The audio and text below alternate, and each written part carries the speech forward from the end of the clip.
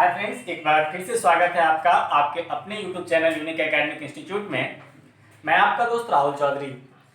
बच्चों, टेंस का पार्ट 1 हमने काफ़ी समय पहले बनाया था और इस बीच में लॉकडाउन हो जाने की वजह से जो कुछ ऐसे सीरीज है वो हमारे पास नहीं था, जिस कारण से काफ़ी दिनों के बाद मैं टेंस का पार्ट 2 लेकर के आ रहा हूँ। लेकिन आपको विश्वास दिलाता हूँ कि अब यह रेगुलर आपके पास पहुँचता रहेगा। तो आइए आज हम देखते हैं टेंस में आगे हमको क्या पढ़ना है। टेंस के पिछले वीडियो में हमने पढ़ा था सिंपल प्रेजेंट टेंस के बारे में और उसमें हमने पढ़ा था सब्जेक्ट के प्रकार। सब्जेक्ट को हमने कैसे बांटा था, अकॉर्डिंग टू पर्सन हमने सब्जेक्ट को बांटा था, फर्स्ट पर्सन, सेकेंड पर्सन और थर्ड पर्सन।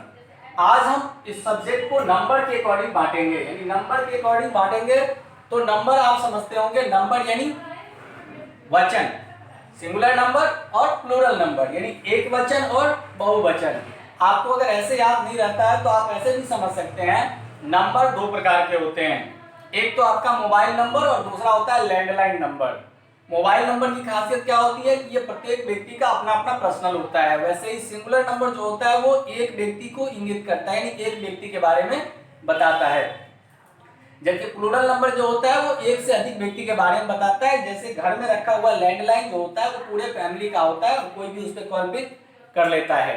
या किसी कार्यालय का होता है तो उसके सभी कर्मचारी उस पर कॉल रिसीव करते हैं। तो वैसे एक का बोध करना हो, अगर हम ही कह रहे हैं, ये एक का बोध करा रहा है तो ये क्या है, सिंगुलर है। और अगर हम दे कह रहे हैं तो ये क्या है, प्लूरल है। अब वैसे ही चलिए आते हैं, दूसरा चीज देखते हैं। अब हमारा सब्जेक्ट, जैसे अगर ये राम है तो ये सिंगुलर है, और अगर हम कहते हैं राम एंड श्याम तो ये एक से अधिक है, इसलिए ये प्लूरल है। राम सिंगुलर है, राम एंड श्याम प्लूरल है।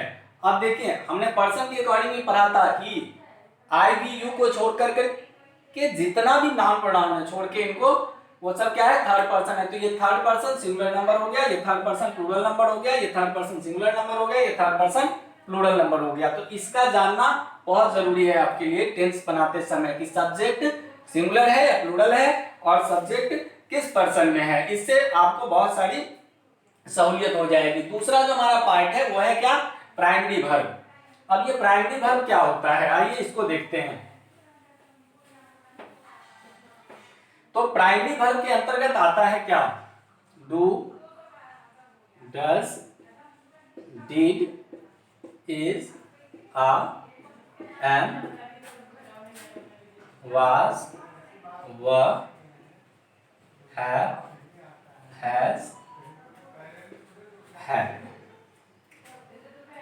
ये क्या है, प्राइमरी वर्ब है। अब आप सोच रहे होंगे कि हमने तो इसको हेल्पिंग वर्ब के रूप में पढ़ा है, लेकिन मैं बता रहा हूं कि क्या है, प्राइमरी वर्ब है। तो प्राइमरी वर्ब को दो प्रकार से यूज करते हैं, मेन वर्ब के रूप में और हेल्पिंग वर्ब के रूप में। अब ये प्राइमरी वर्ब मेन वर्ब भी होता है और हेल्पिंग वर्ब भी होता है, और सिंपल प्रेजेंट टेंस में इस प्राइमरी वर्ब को हम मेन वर्ब के रूप में यूज करते हैं। वो देखिए कैसे यूज करते हैं। अब इसको मेन वर्ब कब कहते हैं, तो जब इस प्राइमरी वर्ब के बाद नाउन प्रोनाउन नाउन या एडजेक्टिव आ जाए। जब इस प्राइमरी वर्ब के बाद नाउन प्रोनाउन या एडजेक्टिव आ जाए तो ये प्राइमरी वर्ब क्या हो जाता है, मेन वर्ब हो जाता है। जैसे कहता हूं I am a boy, I am a boy. अब यहाँ ये प्राइमरी वर्ब है, लेकिन ये प्राइमरी वर्ब यहाँ मेन वर्ब के रूप में यूज हुआ है क्योंकि इसके बाद एडजेक्टिव नाउन आ रहे हैं। जैसे आप कहते हैं मिल्क इज व्हाइट, ये इज, इसके बाद क्या एडजेक्टिव आ रहा है, तो ये प्राइमरी वर्ब क्या है, मेन वर्ब के रूप में यूज हो रहा है। तो जब प्राइमरी वर्ब के बाद नाउन एडजेक्टिव आ जाए तो प्राइमरी वर्ब क्या हो जाता है, मेन वर्ब हो जाता है। और यही प्राइमरी वर्ब हेल्पिंग वर्ब भी होता है। कब हेल्पिंग वर्ब होता है, तो जब इस प्राइमरी वर्ब के बाद वर्ब अथवा नॉट वर्ब, जब इस प्राइमरी वर्ब के बाद वर्ब अथवा नॉट वर्ब का कोई रूप आ जाए तो ये प्राइमरी वर्ब हेल्पिंग वर्ब हो जाता है। जैसे आप कहते हैं आई एम रीडिंग, यहाँ क्या है, रीडिंग खुद ही एक वर्ब है, इसलिए एम क्या हो गया, ये यहाँ पे हेल्पिंग वर्ब के रूप में यूज किया गया है। तो जब अब हम अपने टॉपिक पे आ जाते हैं, आपने समझ लिया प्राइमरी वर्ब और हेल्पिंग वर्ब किसको कहते हैं, प्राइमरी वर्ब हेल्पिंग वर्ब कैसे होता है, प्राइमरी वर्ब मेन वर्ब कैसे होता है। अब देखिए, अब हमको जानना है कि इसमें प्राइमरी वर्ब को हम यूज करते हैं। तो जब प्राइमरी वर्ब मेन वर्ब के रूप में जब यूज होता है तो उसको क्या कहते हैं, सिंपल टेंस कहते हैं। ठीक है, सिंपल प्रेजेंट, सिंपल पास्ट। अगर वह प्राइमरी वर्ब प्रेजेंट का है तो सिंपल प्रेजेंट हो जाएगा, वह प्राइमरी वर्ब अगर पास्ट का है तो सिंपल पास्ट हो जाएगा। अब इसका हम एक एग्जांपल लेते हैं, जैसे अभी था कि मैं एक लड़का हूं, तो आई एम ए बॉय। तो हमने आपको इसकी पहचान बताई थी सिंपल टेंस की कि इसमें क्रिया प्रत्यक्ष रूप से मौजूद नहीं होती।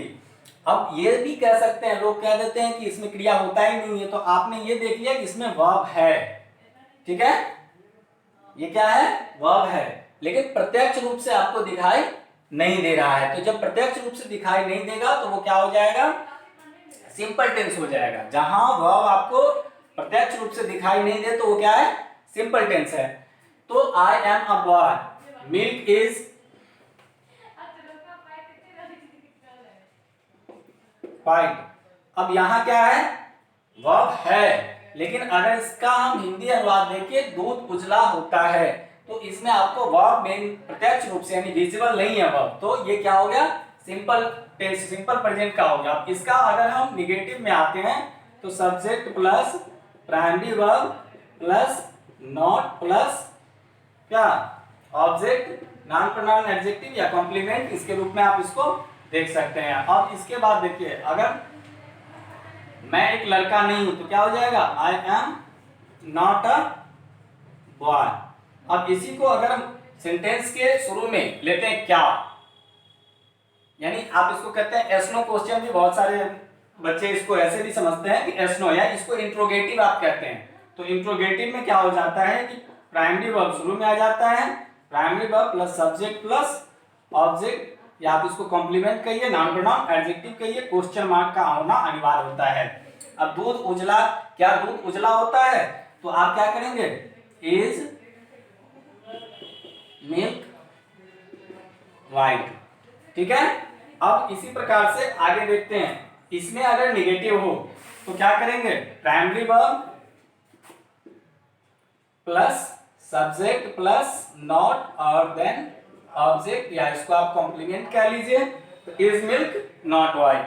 अब इसके बाद आता है एक टॉपिक WH क्वेश्चन, इसको आप WH सेंटेंस भी कह सकते हैं और बहुत सारे लोग इसको क्वेश्चन वर्ड भी कहते हैं, लेकिन मैं इसको क्वेश्चन वर्ड कहने से इसलिए बचता हूं क्योंकि क्वेश्चन वर्ड की संख्या थोड़ी अधिक है, जबकि WH के अंतर्गत हम कुछ ही चीजों को लेते हैं। तो WH में क्या क्या लेते हैं, what, when, where, how, why, which, whom, इसको हम लेते हैं WH कहते हैं। ये 7 है, 1 2 3 4 5 6 7, what, when, where, how, why, which और होम। तो ये अगर किसी सेंटेंस के बीच में आ जाए तो उसको हम लोग WH सेंटेंस कहते हैं। अब देखिए, जैसे दूध क्यों उजला होता है, ऐसे सेंटेंसेस इसमें हम ले सकते हैं। तो यहाँ क्या है, WH मिडिल सेक्टर में है, तो इसके लिए जो हमारा स्ट्रक्चर होता है वो होता है, सबसे पहले WH को लिखते हैं, WH के बाद primary verb plus subject plus object, और निगेटिव में आएंगे तो WH plus primary verb plus subject plus not plus object. अब यहां देखिए, दूध क्यों उजला होता है, तो वाई इज मिल्क व्हाइट। और सोना क्यों काला नहीं होता है, अब यहां पे ही ले लेता हूं मैं, सोना क्यों काला नहीं होता है, तो क्या करते हैं, why is gold not black, question mark का होना अनिवार्य है। तो सिंपल प्रेजेंट टेंस के ये सभी स्ट्रक्चर आपके समझ में आ गए होंगे। अब एक चीज जो इंपॉर्टेंट मैं आपको बता दूं वो ये कि किस सब्जेक्ट के साथ कौन सा प्राइमरी वर्ब यूज होता है। तो आपका फर्स्ट पर्सन क्या है, आई और वी, तो पहले इस दोनों में देखते हैं। आई के साथ आपको एम, आई के साथ डू, आई के साथ वाज, आई के साथ है, ठीक है, आपका यूज होगा। वी के साथ आ, वी के साथ डू, वी के साथ वर, वी के साथ है। फर्स्ट पर्सन में हो गया, ठीक है। अब आते हैं सेकेंड पर्सन। सेकेंड पर्सन आपका यू है। ये सिंगुलर भी होता है, प्लूरल भी होता है, लेकिन इसके साथ हमेशा प्लूरल वर्ब भी यूज होता है। तो आ, डू, हैव और वर। अब थर्ड पर्सन सिंगुलर, यानी इन तीनों को छोड़कर अगर कोई अकेले है, इनके अलावे अगर कोई अकेले है तो क्या करते हैं, उसके साथ हम क्या क्या यूज कर सकते हैं। तो इज, डज, हैज, वाज। और एक से अगर अधिक है